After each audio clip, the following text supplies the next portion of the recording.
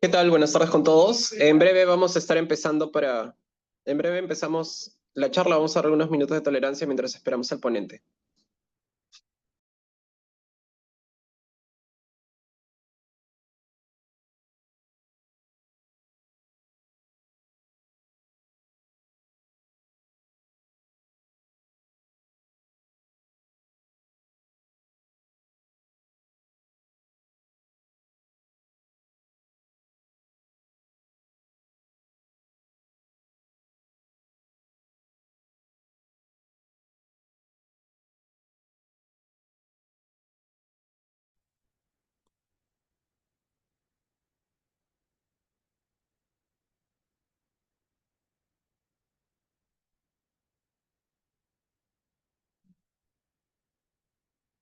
Doctor Cruz, buenos días, ¿me escucha?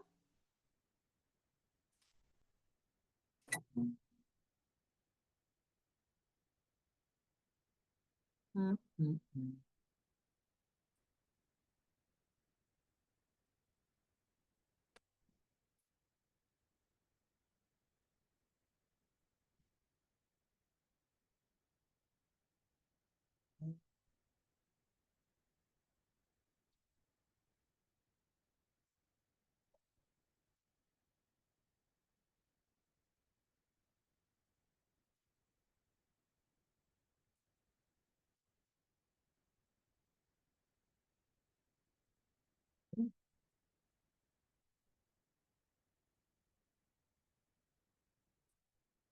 No sé.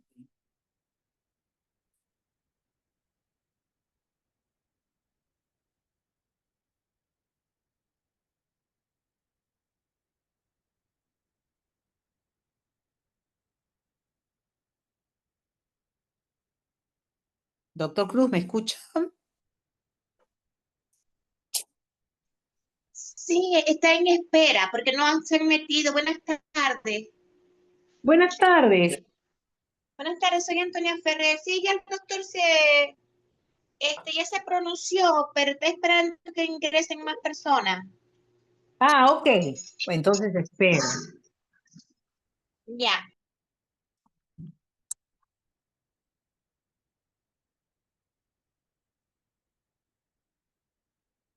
Mm.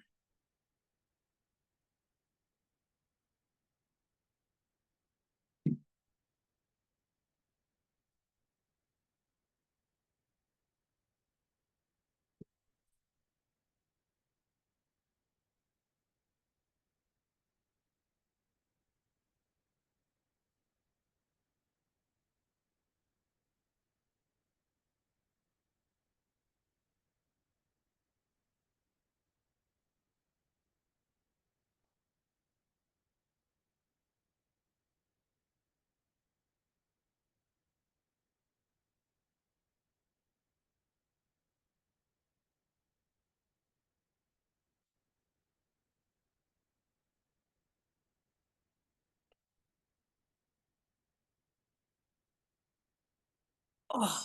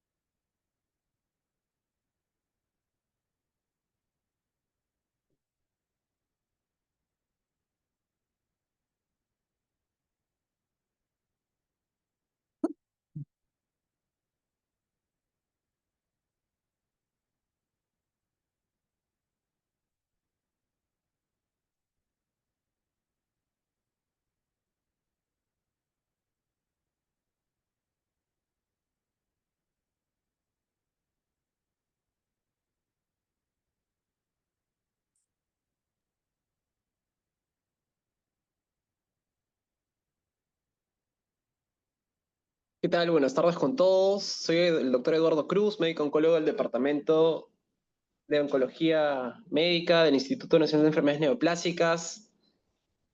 Y como todos los lunes tenemos el agrado de presentarles las charlas educativas dentro del programa de proyección a la comunidad para pacientes, familiares y público en general con interés en tema oncológico. Como todos los lunes, en compañía de Milagros Incahualpa, ella es voluntaria del Club de la Mama y siempre nos acompaña en estas charlas que con mucho cariño desarrollamos para todos ustedes. Hoy vamos a tener el tema de desnutrición y sarcopenia a cargo de la doctora Claudia Castillo. No sé si estás, Milagros, conectada. Sí, doctor, sí estoy aquí, estoy presente. Sino que estaba viendo yo el tema que tengo acá, el título, tengo otro título, pero bueno, leeré lo que dice acá, pues, ¿no? Sí, perfecto. Entonces dejo para que puedas presentar a la ponente y en breve empezamos. Ya, ok. Buenos días, o buenas tardes ya con todos, el lunes 27 y qué rápido se termina el mes. Y bienvenido nuevamente al doctor Eduardo Cruz, médico del Departamento de Medicina Oncológica y coordinador general de las charlas educativas, ¿no? Como hoy día vamos a tener un tema muy importante, de la cual es el tema que mencionó el doctor, nutrición y sarcoma oncológica. Y la ponencia la va a dar la doctora Cindy Calle, médico residente del Departamento de Medicina Oncológica. Pero antes de presentar y darle la bienvenida a la doctora, quiero mencionar que esta charla está organizada por el Departamento de Oncología Médica de la Dirección de la Medicina del Instituto Nacional de Enfermedades Neoplásicas. Y estas charlas educativas están dirigidas a los pacientes, sus familiares, a los cuidadores, al público en general, ¿no? Bueno, voy a darle el pase a la ponencia, a la doctora Cindy Calle. Bienvenida, doctora Cindy. Adelante con la ponencia. Hola, ¿qué tal? Buenos días. Quiero saber si se puede ver mi pantalla, se puede ver toda la presentación. Sí, más bien, Claudia, yo creo que hay que poner la diapositiva en modo presentación para que puedan verla maximizada. Porque está en modo presentación, está en máximo, por eso justo creo que no puedo ponerla más grande. Ujú. Se ha quedado como colgado. A ver, pasa la diapositiva.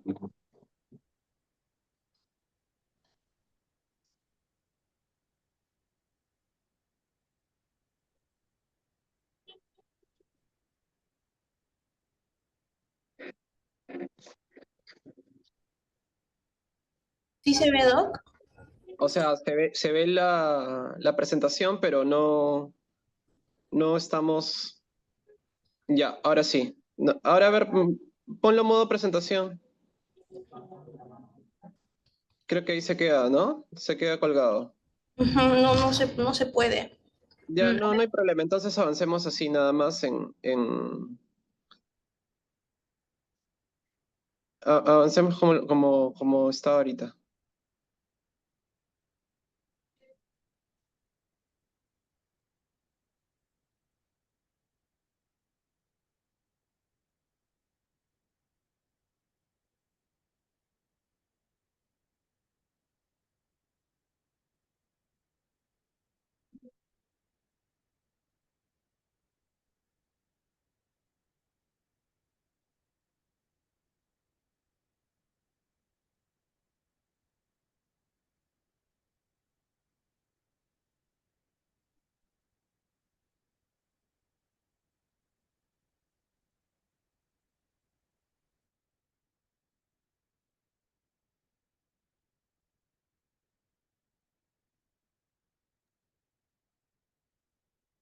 Ya, si estás lista, Claudia, puedes empezar.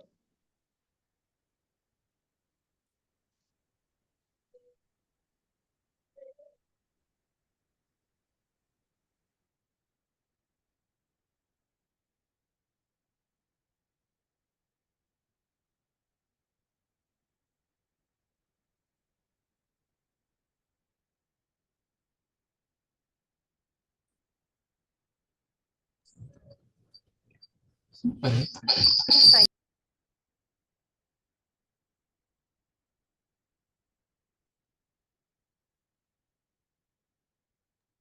No sé quién está en Telesalud, no sé si me pueden apoyar con el audio de la doctora.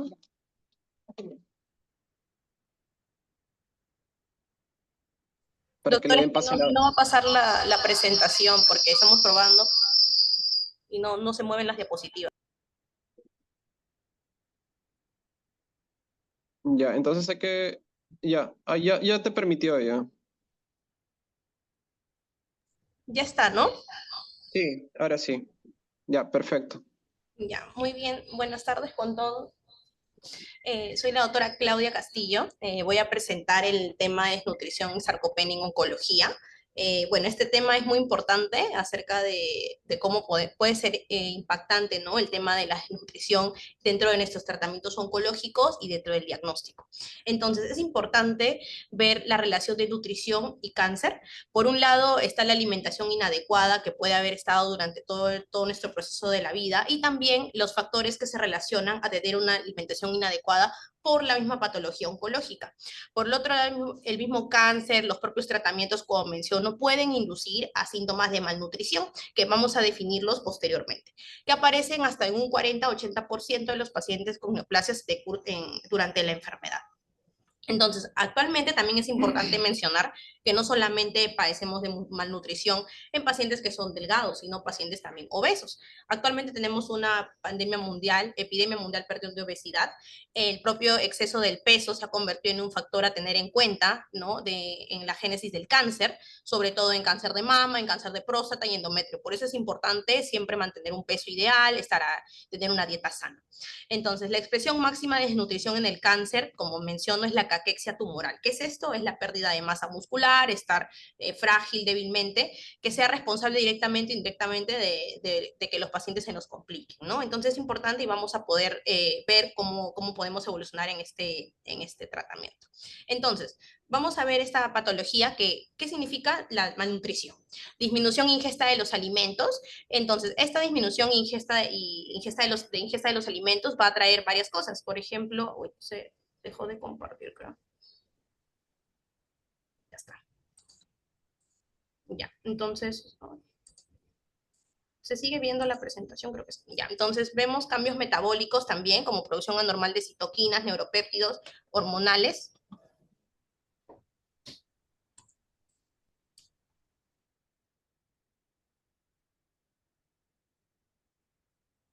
No sé si pueden apoyar a la doctora desde Telesalud.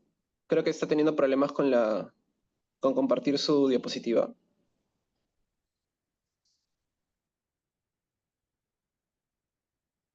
Sí, no se puede compartir, se ha salido la pantalla.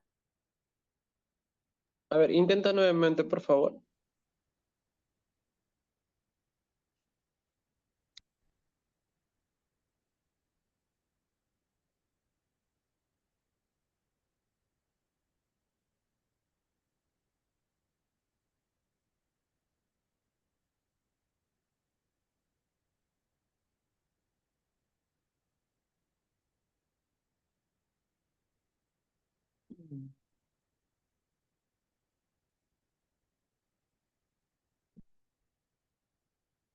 Ya estamos viendo la pantalla nuevamente.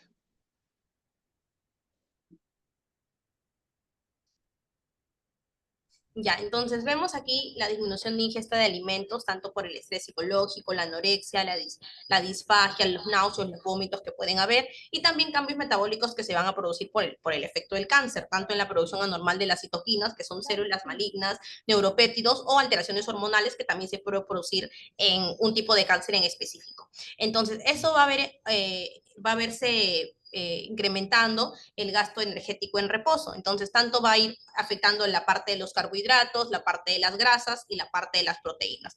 Por ejemplo, durante las grasas puede haber un incremento de la lipólisis, un desequilibrio de la lipogénesis, que es la eliminación de los grupos grasos, y también oxidación de los lípidos. Tanto en las proteínas también, ¿no? Recambio de proteínas tanto en el hígado y el músculo, que se va a ver disminuido, pérdida de las proteínas musculares, y también vamos a tener en la parte de los carbohidratos una resistencia a la insulina y también producción y recambio de glucosas anómalos. Entonces, para definir ya los conceptos tenemos la malnutrición, caquexia y sarcopenia. ¿Qué es la malnutrición entonces? Definida entonces en base a criterios como pérdida de peso involuntaria, como disminución del índice de masa corporal, masa muscular reducida e ingesta insuficiente, absorción reducida por comorbilidades. Entonces, la caquexia, ¿qué es? Es el compañero de la malnutrición en oncología. Esto va más que nada en los pacientes oncológicos, pero con un componente de desgaste irreversible. Y metabolismo alterado. ¿Qué quiere decir esto? Que de repente en algún punto esto ya no es algo que se pueda revertir o mejorar, ¿no? Entonces es importante por eso siempre tener un seguimiento y un concepto claro de cómo tiene que ser la alimentación durante nuestro proceso oncológico. La sarcopenia, entonces, ¿qué es? Es la pérdida de la masa muscular y la potencia muscular. Puede ocurrir independientemente de la pérdida del peso, es decir, un paciente, por ejemplo, con sobrepeso o obeso, que es lo que les había mencionado, puede tener pérdida de masa muscular y con ello tener un riesgo aumentado de complicaciones. Entonces, ¿cuáles son las causas de la desnutrición en el cáncer? Tanto la disminución de la ingesta puede ser por mismos temas del tratamiento, alguna consecuencia del tratamiento, como náuseas, vómitos, la mucositis, que son como heridas en la boquita, aumenta del gasto energético tumoral por la misma neoplasia de fondo que uno tiene. También tenemos la mala absorción secundarias al tratamiento. Entonces,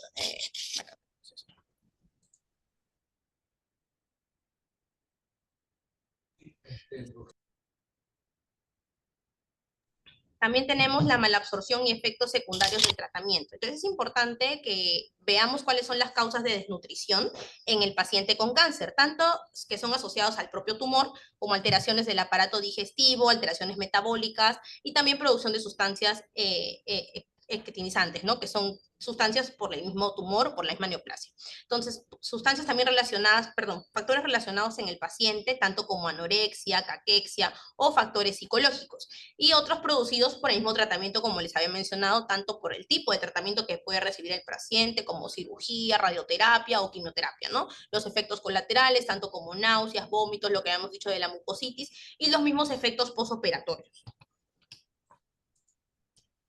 Muy bien, entonces los mecanismos básicos por los que aparece la desnutrición en el cáncer son estos: tener un escaso aporte de energía y nutrientes, alteración de la misma digestión y absorción de nutrientes, aumento de las necesidades del consumo, el alto metabolismo y alteraciones del metabolismo de los nutrientes. Entonces, vemos que en el cáncer van a haber cambios metabólicos. En la imagen de la derecha tenemos entonces pérdida de proteínas musculares, que es lo que ya habíamos mencionado, y una inadecuada utilización de las proteínas en el hígado. Eso quiere decir que nos hace perder músculos, ¿no? O la reabsorción muscular. Entonces, inadecuada utilización de la glucosa, como hemos mencionado, puede haber una resistencia a la insulina o alteraciones en los valores de la glucosa también.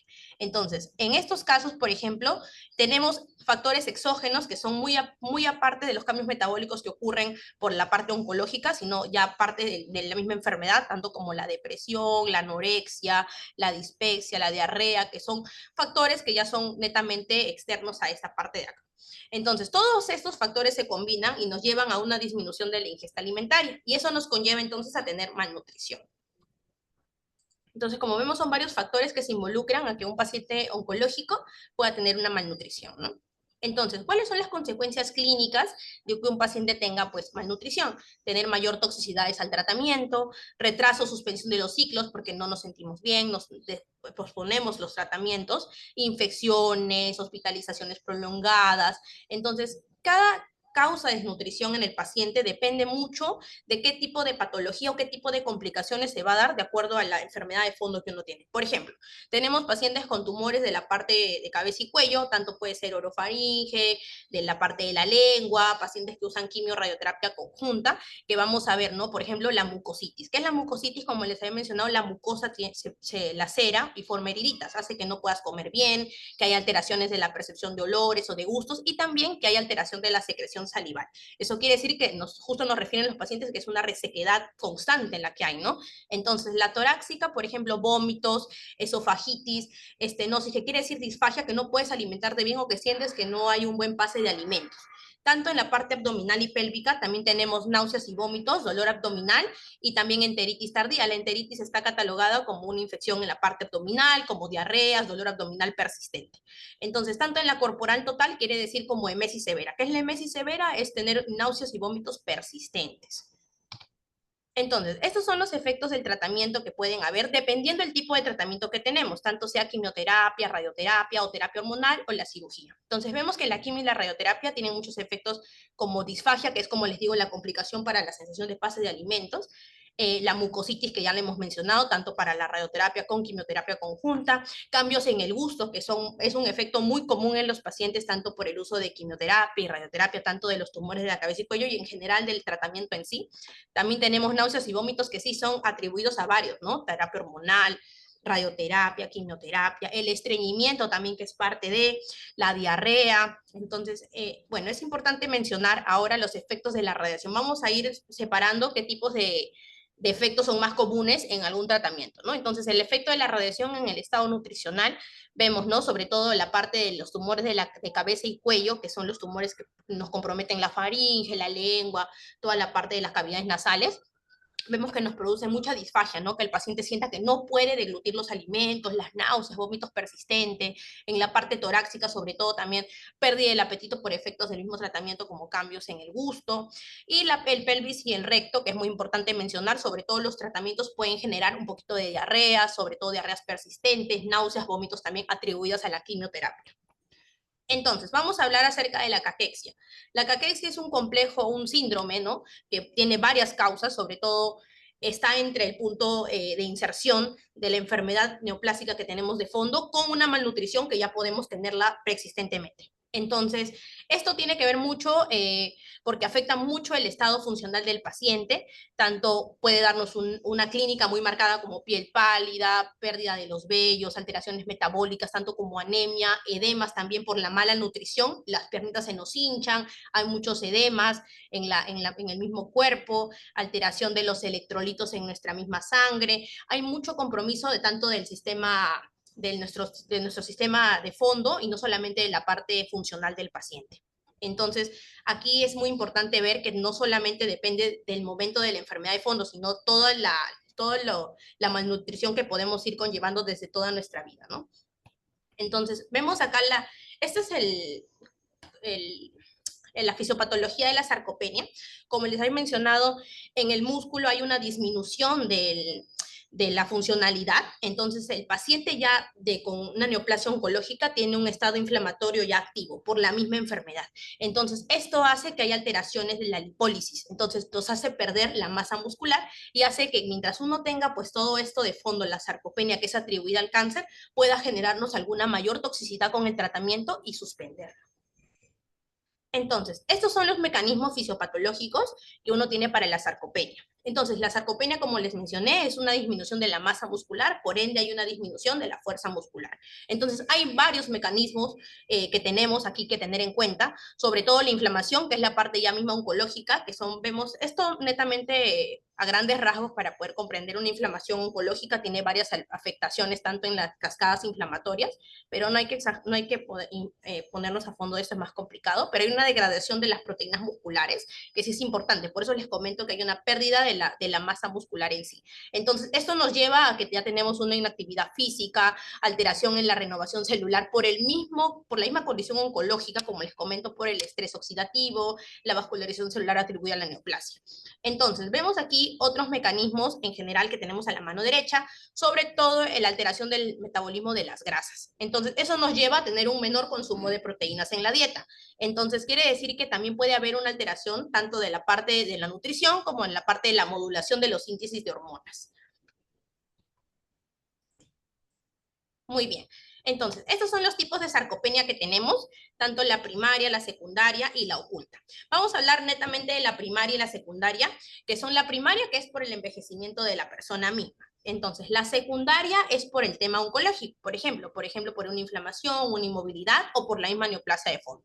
Entonces, si vamos a hablar de la sarcopenia secundaria, tenemos por ejemplo, el envejecimiento es de la sarcopenia netamente primaria, pero en la sarcopenia secundaria podemos tener enfermedades que concomitan con nosotros, que viven con nosotros, tanto a nivel del corazón, del hígado, del riñón, del pulmón, y también haber tenido una nutrición inadecuada a lo largo de nuestra vida que exacerba estos síntomas, como una inadecuada ingesta de proteínas.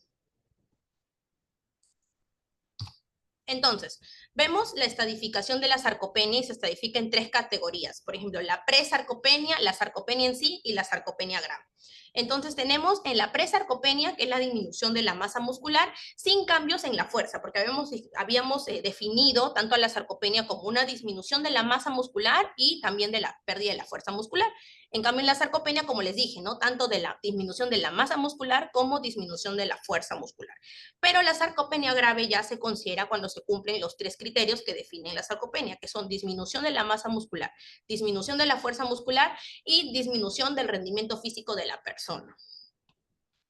Entonces, tenemos varios tipos de evaluaciones para la sarcopenia. Entonces, tenemos acá las técnicas de medición de la masa, de la fuerza y la función muscular en la práctica clínica. Entonces, vemos que podíamos hacer las medidas antropométricas, tanto de nuestra parte abdominal, también tenemos de la parte del bíceps. Hacemos medidas para ver si nuestra masa magra o nuestra masa en general está en rangos adecuados para nuestro peso y nuestra talla. Entonces, en parte de investigación también hay maneras de diagnosticar una sarcopenia por imágenes, sobre todo por tomografías o sobre todo por resonancias magnéticas. Entonces, es importante ver que en las imágenes también pues, podemos detectar este tipo de afectaciones de la parte muscular. Entonces, vemos acerca ahora ya de la fuerza muscular, porque estamos hablando netamente de la masa. Entonces, de la fuerza muscular en la práctica clínica hacemos la presión manual, ¿no? Que nos apriete fuerte la mano, cuánta fuerza tiene, 5 de 5, si está conservada la fuerza, si está disminuida la fuerza, si hay fuerza en la presión manual, si hay flexión y extensión normal de las manos o de los pies. En el rendimiento físico ya vemos acerca de más pruebas de levantarse, andar, pruebas funcionales, ¿no? Sobre todo para ver si el paciente se encuentra en un buen rendimiento físico, como hemos mencionado, para catalogar si este paciente está en una sarcopenia grave. Entonces, en la práctica clínica, ¿qué es lo que debemos hacer para la masa muscular? Medidas antropométricas, en la fuerza muscular, medidas de fuerzas de presión, y también en la parte del rendimiento físico, ver si el paciente tiene buena velocidad de marcha, si puede levantar, si puede andar solos.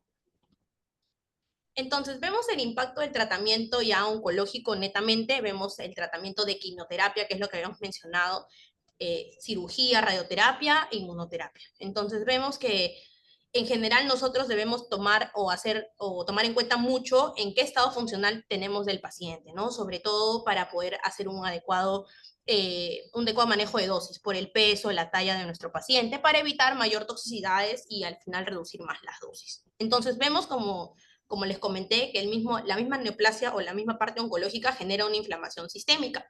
Entonces, todo esto es secundario a la parte tumoral o a la respuesta inmunológica que el mismo paciente tiene hacia la enfermedad oncológica y el tratamiento que nosotros le damos al paciente. Entonces, esto genera una inflamación sistémica, tanto por la parte oncológica y por los efectos exógenos que les estoy mencionando. Entonces, tenemos desgaste muscular, tenemos depresión del tejido adiposo, que es la pérdida justo del peso, por eso el paciente se ve más delgado, señales de anorexia y alteraciones en el metabolismo hepático. Entonces, vemos aquí que la sarcopenia incrementa en 2 a 3 veces el riesgo de toxicidades, grado 3, grado 4, cuando uno recibe el tratamiento. ¿Qué quiere decir esto? Que nos generan toxicidades que pueden totalmente suspender el tratamiento o hasta reducirlo por semanas. Entonces, el soporte nutricional mejora mucho la supervivencia. Entonces, aquí tenemos 2 estudios para mencionarles, a veces siempre hay que basarnos en evidencia, ¿no? Entonces, el gran cohorte canadiense de acá que les menciono hace que la sarcopenia y la pérdida de peso en más del 5% se asocian a mayor riesgo, de que el paciente se complique, ¿no? Entonces, es importante usar las tomografías, por eso nosotros siempre pues tenemos esta herramienta en el hospital, al menos a la mano, para poder estar evaluándolos, para ver que el peso y talla esté adecuado durante la evaluación y la programación del tratamiento. Entonces, es importante saber en qué estado está, ¿no? El paciente. Sobre todo puede haber disminución del peso, disminución de la masa, pero que el rendimiento físico sea conservado para no estar en una etapa de sarcopenia grave. Entonces, este manejo, como les comento, es integral, ¿no? Tener una evaluación temprana en consultorio para ver que todo esté yendo bien, para ver si el paciente está tolerando la vía oral, intervención nutricional y tener un poco de actividad física. De hecho, el ejercicio físico es muy importante, sobre todo algo fuera de nuestras actividades rutinarias, y seguimiento continuo durante el tratamiento, ¿no? Para ver si el paciente tolera las dosis, se le debe reducir las dosis de acuerdo a las toxicidades que se vayan presentando y de acuerdo a la función nutricional que tiene cada paciente. Ya, entonces vamos a ver en el tratamiento de la sarcopenia tanto en un escenario preventivo y en un escenario de una enfermedad ya establecida. Entonces, vemos en el escenario preventivo una nutrición adecuada, actividad física controladas, educación terapéutica del paciente y evitar hábitos tóxicos, ¿no? Sobre todo fumar, el alcohol, son hábitos que de verdad son nocivos para nuestra salud. En la enfermedad, cuando ya está establecida la sarcopenia, vemos, ¿no? El ejercicio físico que sea, como les digo, algo adicional a nuestras actividades diarias que ya realizamos, la farmacoterapia. Hay fármacos que también nos pueden ayudar a tener un poco más de ingesta oral, tratamientos de las comorbilidades. Eso quiere decir que nosotros podemos tener enfermedades más allá de la neoplasia oncológica, tanto la hipertensión arterial, la diabetes, hipotiroidismo, y todas estas enfermedades tienen que estar controladas de la mano cuando uno está llevando un tratamiento oncológico. Entonces, vemos las estrategias nutricionales. Sobre todo, siempre nos preguntan sobre los suplementos hiperproteicos, hipercalóricos. Como les digo siempre en la consulta, los suplementos nutricionales no reemplazan ninguna terapia, ninguna comida durante nuestro tratamiento, pero sí suplen varias proteínas. Sobre todo, se pueden utilizar durante el tratamiento oncológico. Vemos, hablando ya de una nutrición enteral y parenteral según el caso, son pacientes hospitalizados más que nada, ¿no? Que requieren algún tipo de nutrición por catéter, que no pueden tolerar la vía oral y son casos muy dirigidos. Entonces, vemos el objetivo de la suplementación nutricional en este tipo de pacientes. Entonces, es prevenir y corregir, como les digo, las deficiencias nutritivas, minimizar los efectos secundarios del tratamiento oncológico que llevamos, tanto sea de la quimioterapia, de la radioterapia o del tratamiento hormonal, mejorar la tolerancia al tratamiento antineoplásico y mejorar también la calidad de vida del paciente, ¿no? Porque el paciente tiene que comer para sentirse mucho mejor. Por eso siempre les digo que el suplemento nutricional no reemplaza los alimentos, pero los puede acompañar. Entonces, es importante los criterios para saber qué pacientes deben tener un aporte nutricional. Entonces, ingesta oral insuficiente. Pacientes, por ejemplo, ¿no? Que tienen algún tumorcito en el estómago, que no tengan buena tolerancia oral, de hecho, pueden beneficiarse mucho de los suplementos nutricionales. También, ¿no? Cuando hay una mala absorción de los nutrientes, tanto por el tema de una radioterapia que nos haya llevado a no tener una buena ingesta de alimentos, alteraciones de la deglución, como en estos casos, en estos tumores que afectan la parte del cabeza y cuello, que no permiten que el paciente pues degluta adecuadamente, ¿no? Por eso es importante tener asegurar nuestra vía oral. Entonces, ¿cuáles son las metas nutricionales durante el tratamiento oncológico? Vemos que el peso sea saludable y el estado nutricional también, conservar una masa corporal magra, mantener un peso saludable. Durante la desnutrición podemos ver que esté relacionado a una enfermedad aguda y eso quiere decir que ayudemos al paciente para que esto pueda mejorar, ¿no? Preservar la respuesta del huésped durante el episodio agudo que tenga de desnutrición, que sea algo solamente de ese momento y tratar de suplir lo que al paciente le falte, mantener y mejorar la masa corporal. También es importante en estos escenarios hablar sobre la obesidad. No todo paciente que esté en sobrepeso está bien funcionalmente, sobre todo, como les dije, ahora que estamos en una epidemia de obesidad, es conservar un peso bueno, un peso íntegro o un peso adecuado para nuestra talla. Considerar también una reducción modesta del peso corporal en pacientes obesos, ¿no? Entonces, vamos a hablar acerca de la suplementación por vía enteral. Esto es netamente, como les digo, solo en algunos casos en específicos. No siempre el incremento es óptimo de los pacientes, dependiendo cada escenario y cada paciente es totalmente individual. Es por ello que se buscan nuevas alternativas, pues, para poder combatir estos síndromes de sarcopenia o malnutrición, ¿no? Entonces, vemos que el ácido, el EPA, que es el ácido eicosapatoquinoquil, entonces es un ácido graso de la familia del omega 3. Entonces es abundante en los aceites del pescado, que puede contribuir a normalizar algunas de las alteraciones metabólicas observadas durante todo este proceso de la neoplasia, ¿no? Entonces es importante mencionar que este EPA contiene pues el omega 3, que es muy importante, es un factor que ayuda a contrarregular los mediadores de la caquexia, que son los marcadores inflamatorios que habíamos mencionado durante la producción pues de la sarcopenia y de la malnutrición, ¿no? Sobre todo durante el estrés inflamatorio, que es un factor inductor de la proteólisis. Eso quiere decir que afecta o reduce los factores de la movilización de los lípidos. Bueno, entonces vemos acá las características principales de esos estudios que mencionan de la nutrición enteral en pacientes con cáncer. Son estudios muy básicos para decir en qué pacientes se estudiaron, sobre todo en los pacientes con quimioterapia y pacientes con cirugía, y vemos que la ingesta aumentó durante el uso del EPA en pacientes con quimioterapia, sobre todo, y eso nos ayudó a que hubiera un incremento del peso, ¿no? Tanto más que nada es importante mencionar sobre todo los pacientes con quimioterapia porque son los que más consultan de qué soporte nutricional me beneficiaría o si puedo tomar esto. Entonces, la evolución es de estos pacientes que usaron el EPA y sobre todo la nutrición enteral, es que hubo menos toxicidad, perdón, y mayor adaptación al tratamiento. Entonces, vamos a ver acerca ya del suplemento nutritivo, que es lo que le menciono del EPA, que es un subgrupo de pacientes con desnutrición que reciben este omega 3, que corresponde a un efecto modulador, que es lo que les comento, ¿no? Si bien no se observan pues diferencias en la producción de las citoquinas, alguna inflamación mayor, vemos que el grupo que usa este EPA o este omega 3 va mucho mejor, tiene muy buena tolerancia a los tratamientos oncológicos, ¿no? Sobre todo porque nos da un poco más de suplementos o mayor incremento de la ingesta oral. Entonces, vemos, como ya les había mencionado, el ejercicio y la rehabilitación es muy importante, entonces hay que tener en claro que un paciente en actividad, o que se levante, o que camine más de la actividad diaria es muy bueno, nos ayuda mucho porque mejora nuestra masa magra, nuestra funcionalidad sobre todo, y la tolerancia, ¿no? Entonces, es importante entrenar en ejercicios de resistencia, de fuerza, para poder mejorar en el tiempo y poder ir adaptándonos más al tratamiento y también mejorar nuestra parte nutricional. Entonces, hay varios mecanismos para intervenir, como les dije, en la intervención del ejercicio, entrenamientos aeróbicos, entrenamientos de resistencia y balances. No todos los pacientes van a poder hacer todo lo que uno se menciona en este cuadro, sobre todo, pero al menos las caminatas, como les comento, fuera de tus horas de trabajo o de tu rutina diaria, es normal, la caminata, trotar, o sea, algo que uno pueda tolerar en general, ¿no? A veces unos ejercicios de resistencia son demasiado complicados, a veces los pacientes que llevan un tratamiento ya per se, tanto de radioterapia o quimioterapia, es un poco complejo, pero caminar fuera de nuestras actividades diarias nos ayuda bastante para la mejoría de la masa magra, ¿no? Entonces, si vemos a la derecha, tenemos que aumenta la resistencia y esto mejora la condición física, ¿no?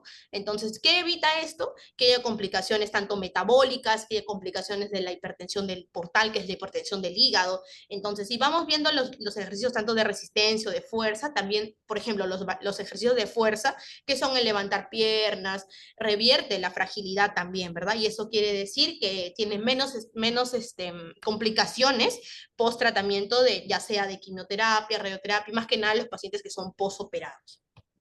Entonces, hay tipos de soportes farmacológicos para poder beneficiarnos del tratamiento, ¿no? Entonces, vemos aquí, por ejemplo, vamos a mencionar los tratamientos del acetato de Magestrol, que sí varias veces lo hemos indicado también en consultorio, sobre todo que usamos de 160 a 800 miligramos diarios como dosis común para poder tener un beneficio mayor en el apetito o mejorar la malnutrición, ¿no? Entonces también tenemos varios medicamentos que se pueden añadir, como la dexametasona, que es un corticoide, que normalmente lo ponemos en el uso de la prequimioterapia como un antiemético, pero también se puede usar en bajas dosis, no es lo usual, en bajas dosis para poder incrementar el apetito, pero sobre todo nosotros podemos indicar el acetato de Magestrol, ¿no? Entonces hay varios medicamentos que nos pueden apoyar para el incremento del apetito, pero no es los medicamentos endovenosos indicados de forma continua, ¿verdad? Solamente, como les comento, sobre todo el acetato de Magestrol incrementa tanto el apetito y también mejora la parte nutricional. Muy bien, entonces ya para concluir el tema, es un tema muy amplio, ¿no? Y un poco complejo poder describir todo en su totalidad, pero vemos que la detección precoz mediante las herramientas que les mencioné, tanto las tomografías, la evaluación antropométrica, los ejercicios de la fuerza, podemos ver en qué estado funcional está nuestro paciente. Es importante también mencionar que que no todos los pacientes son iguales, no todos los pacientes van a tener un buen ejercicio constante, entonces es importante mencionar que los ejercicios dependen mucho de la funcionalidad del paciente. Es importante también mencionar que hay varios estudios y metaanálisis que han demostrado que las estrategias tanto de soporte nutricional mejoran, ¿no? Como les dije, la tolerancia a los tratamientos, tanto a llevar un mejor estado de la quimioterapia, a no retrasar los tratamientos, a no reducir las dosis. Por ello es importante evaluar, ¿no?, en qué estado está la desnutrición, la malnutrición, o si estamos en un estado de sarcopenia, para considerar un manejo ya integral del paciente que tenemos enfrente, ¿no? Entonces, el tratamiento debe limitarse a cada paciente y a cada control tumoral, como les digo, y debe incluir tanto el seguimiento activo del paciente y tanto también el seguimiento de las masas, ¿no? Es de la masa muscular del paciente y la funcionalidad sobre todo, para tener un buen resultado terapéutico. Bueno, eso creo que es todo. Perfecto. Quiero agradecer a la doctora Claudia Castillo por la explicación y el detalle que ha tenido en desarrollar el tema, un tema bastante importante, y que, como podemos darnos cuenta, pues es bastante complejo, ¿no? Muchas veces nosotros pensamos y vemos a nuestro familiar o nosotros mismos vemos que bajamos de peso, ¿no? Tenemos poco apetito. Muchas veces no entendemos por qué, si estamos, ¿no?, estamos alimentándonos, o eso pensamos, estamos teniendo la misma comida que usualmente teníamos y no subimos de peso, o vemos que cada vez nuestra masa muscular disminuye. Y es que en la enfermedad oncológica ocurren diferentes procesos que los ha explicado muy bien la doctora Castillo. Ocurren procesos inflamatorios, ¿no?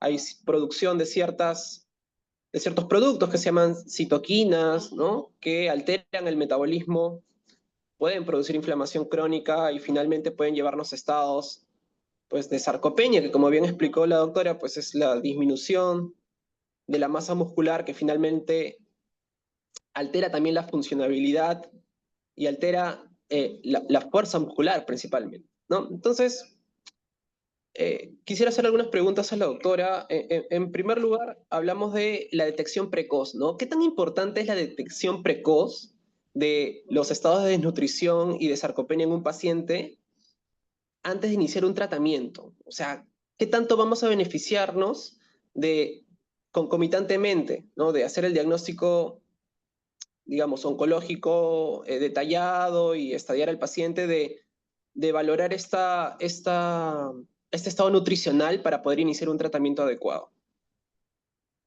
Muy bien.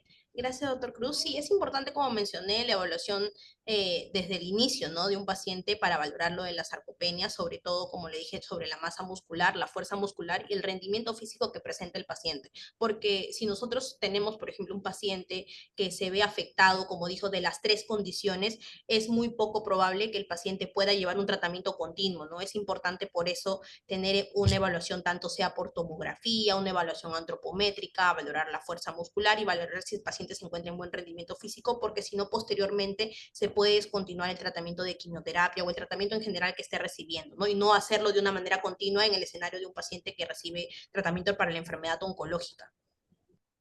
Sí, totalmente de acuerdo. Y incluso mencionabas el riesgo de toxicidad asociada al tratamiento en pacientes con sarcopenia, ¿no?, que incluso podemos tener 3 veces mayor riesgo de toxicidad, y obviamente esto conlleva la descontinuación del tratamiento, ¿no? Y muchas veces un tratamiento que no es administrado de forma continua o de forma estándar, pues puede tener una disminución en la eficacia.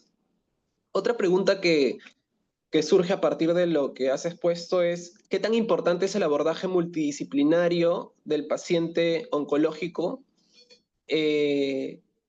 con una alteración del estado nutricional, ¿no? O sea, y sobre todo aterrizando esto un poco a lo que nosotros tenemos en el instituto, o sea, cómo podemos ofrecerle al paciente que ya de por sí tiene el diagnóstico oncológico digamos, un diagnóstico nutricional, y qué especialidades, pues, podemos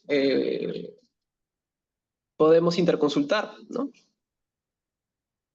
Sí, claro, definitivamente nutrición, ¿no? Soporte nutricional, como había mencionado, es una unidad muy aparte de nosotros que es medicina oncológica, que podría, como le digo, incluir las terapias de suplementos nutricionales y también rehabilitación, ¿no? Rehabilitación puede hacer mantener al paciente en un ejercicio físico estable de acuerdo a la condición actual del paciente, ¿no? Sobre todo, como mencioné, que tiene que tener un ejercicio físico constante y de repente no todos los pacientes están en un buen escenario o de la misma condición para hacer ejercicios de pesas, sino solamente ejercicios aeróbicos o el ejercicio que se adapte mejor al escenario en el que se encuentra, ¿no? Por ejemplo, medicina física y rehabilitación, soporte nutricional, son dos unidades que deben ir a la mano con nosotros.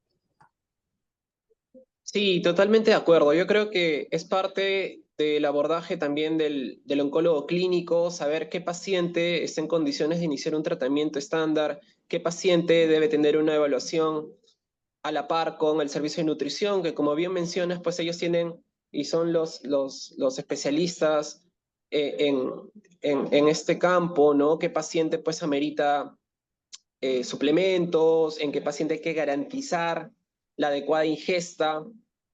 Y quizás poniendo ejemplos concretos que vemos el día a día, pues pacientes, sobre todo los que más complicaciones pueden tener, los pacientes con tumores de cabeza y cuello, ¿no? Que mencionaste al inicio de la charla, ¿no? Que son muchas veces pacientes que ya de por sí tienen una pobre ingesta y que al momento del diagnóstico ya se encuentran en una condición nutricional deteriorada.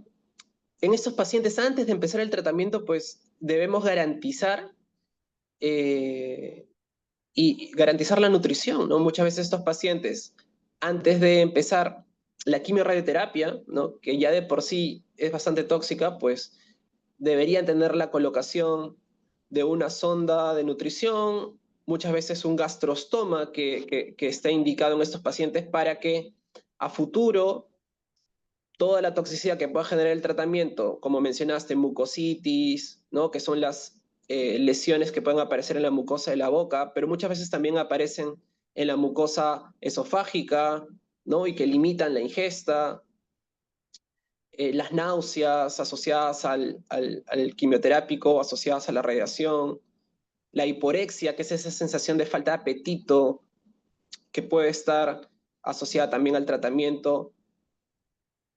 Finalmente, pues van acumulando esta toxicidad, el paciente termina por descontinuar el tratamiento, ¿no?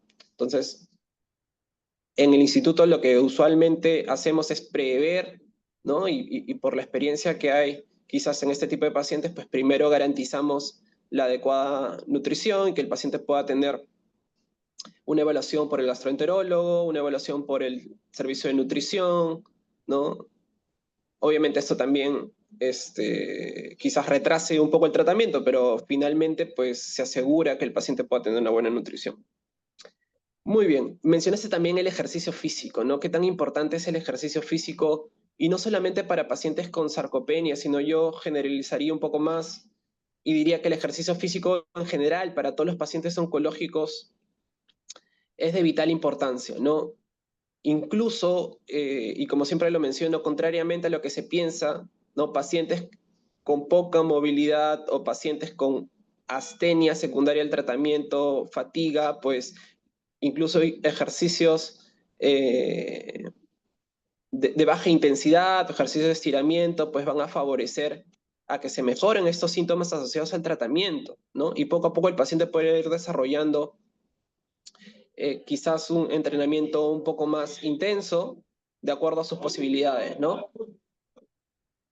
Ahora, en esta parte también podemos usar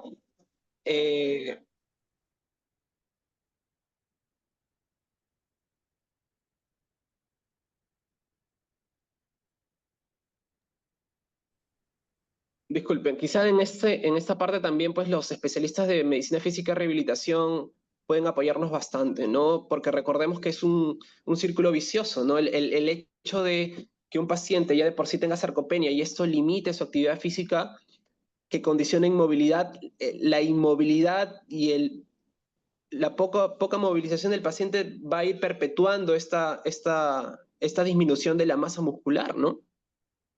Entonces eso también es bastante importante que nuestros pacientes, los familiares y en general, pues los cuidadores puedan saber que en el instituto tenemos diferentes especialidades que pueden contribuir a que el paciente mejore su condición nutricional, su condición física y sobre todo que pueda llevar adecuadamente el tratamiento.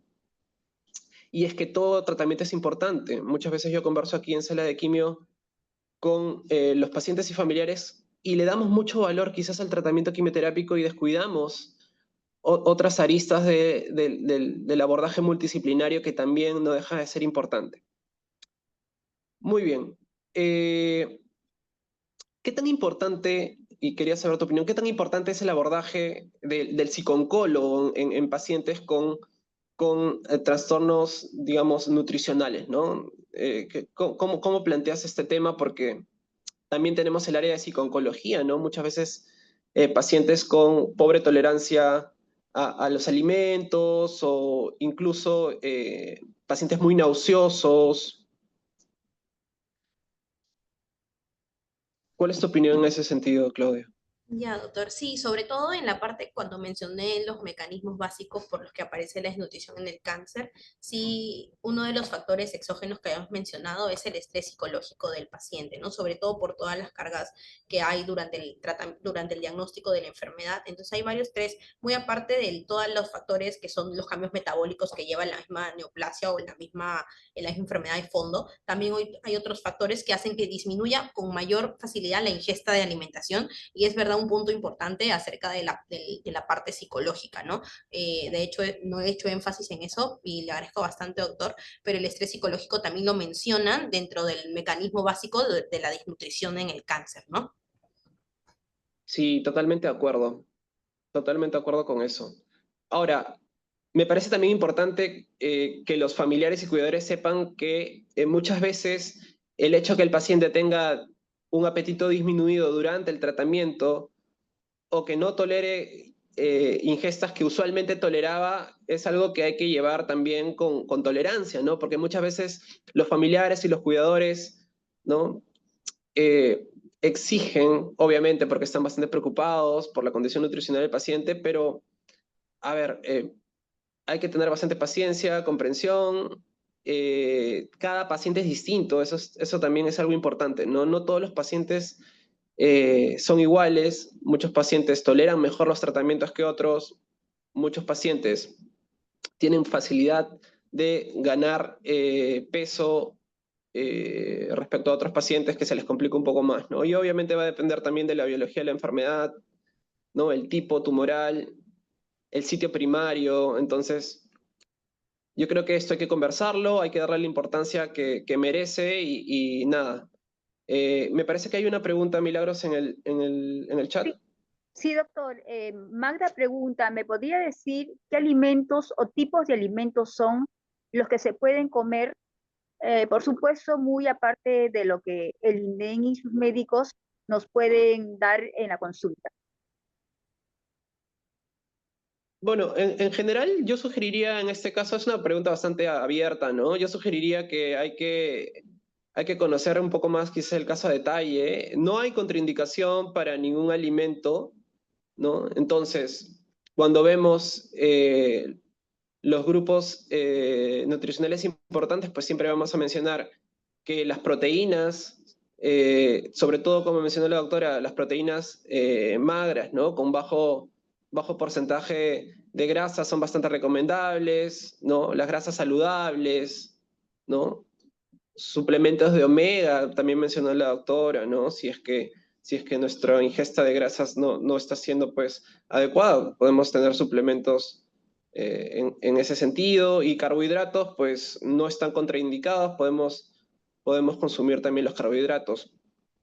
Ahora, más allá del tipo de alimento, la cocción también es importante, ¿no? Cocciones saludables, siempre recomendamos que no frituras profundas, eh, podemos hacer comidas al vapor, al horno, a la plancha, con bajo contenido de grasa y a baja temperatura. Eh, y sobre todo, si es que hay muchas dudas o el paciente lo requiere, pues nuestros amigos de nutrición que siempre están apoyándonos, pues ellos con creces probablemente tienen una mejor indicación que el propio oncólogo clínico, ¿no? Entonces, me parece que con toda confianza puede solicitar, si es que hay alguna duda o el paciente tiene dudas, una evaluación por nutrición. En mi experiencia, la mayoría de nutricionistas son bastante abiertos a conversar con los pacientes y me parece que hace parte del abordaje multidisciplinario que hemos comentado desde el inicio, que podemos ofrecerle al paciente en el instituto, ¿no? Y otra cosa muy importante, también va a depender del el esquema de tratamiento que esté el paciente, ¿no? No es lo mismo que un paciente esté recibiendo radioterapia, un paciente esté recibiendo quimioterapia, un paciente esté recibiendo un tratamiento dirigido, ¿no? Entonces, va a depender del riesgo de neutropenia, va a depender de el perfil de toxicidad del medicamento. Sabemos que hay quimioterápicos que pueden generar un perfil más de diarrea, por ejemplo, docetaxel, irinotecan, que son quimioterápicos que pueden generar diarrea. Hay otros pacientes, hay otros medicamentos que tienen un perfil de generar mayor náuseas, vómitos. Entonces, se prevé una premedicación o un tratamiento antiemético quizás de mayor intensidad, pero todo eso se conversa con el médico y si hay dudas, pues hay que preguntar, ¿no? Muy bien, entonces, nada, agradecer nuevamente a Claudia, me pareció una exposición bastante interesante, gracias por la dedicación, a Milagros Tincahualpa, que siempre está con nosotros y es parte del grupo pues, de la charla de los lunes, y al público en general que se ha podido conectar. Conmigo será hasta el próximo lunes, te dejo Milagros para que puedas dar las palabras de despedida. Muchas gracias, doctor, y así ha sido un tema muy, muy importante, un tema en que como paciente lo he pasado, he bajado de peso también porque empezó a salir las llaguitas por todas partes de la boca, pero es interesante lo que habló la doctora Claudia Castillo, médico residente del Departamento de Medicina Oncológica, una buena ponencia, doctora Castillo, excelente, la verdad que justo hay una paciente que es desde Chile, creo que está escuchando ahorita este tema, que está empezando ya a recibir su quimioterapia. También agradecer a la doctora Tatiana Vidaurre Rojas, médica oncóloga del INEM y del Departamento de Medicina Oncológica y fundadora del Club de la Mama. También, nuevamente, quiero mencionar que esta charla está organizada por el Departamento de Oncología Médica de la Dirección de la Medicina del Instituto Nacional de Enfermedades Neoplásicas y agradecer que este tema, estas charlas educativas están a cargo del coordinador general, que es el doctor Eduardo Cruz, médico del Departamento de Medicina Oncológica y coordinador general de estas charlas. Y también quiero mencionarte que estas charlas están dirigidas para los pacientes, para sus familiares, para los cuidadores, para el público en general, que estemos acá con todas las dudas. Entremos a estas charlas, que son los días lunes a partir de 12 a 1. Así que será hasta la próxima y atentas a lo que vengan los temas. Y no sé, tomen ¿cómo se llama? Hagan sus preguntas a través del chat, pregunten nomás que nosotros lo leemos y los doctores están aquí actos para contestar, así como lo hizo la doctora Claudia Castillo. Muchísimas gracias y será hasta la próxima. Gracias, doctor Eduardo. Gracias. Gracias. Feliz tarde. Gracias. Luego, gracias. Gracias. Hasta luego.